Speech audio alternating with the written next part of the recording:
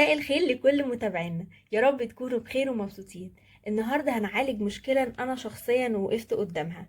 مشكلة الكحول اللي على الخشب بيعمل نقط بيضة كده. طب هنعملها ازاي؟ هنجيب آه، برفن ونرش جامد كتير عليه، وبقطنة هنمسحها كده، نمسح كده جامد.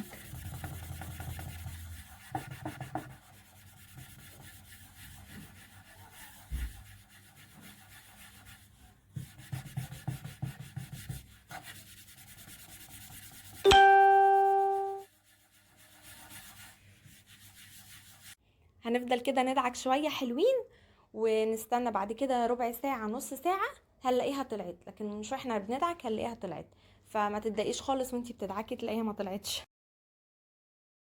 واهو زي ما انتوا شايفين طلعت، بس هي مش هتطلع وانتي بتعمليها.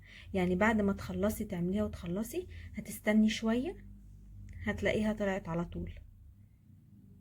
لو عجبك الفيديو اعملي لايك وشير، ولو أول مرة تشوفي قناة اشتركي فيها وفعلي زر الجرس عشان يوصلك كل جديد. شكرا على وقتك.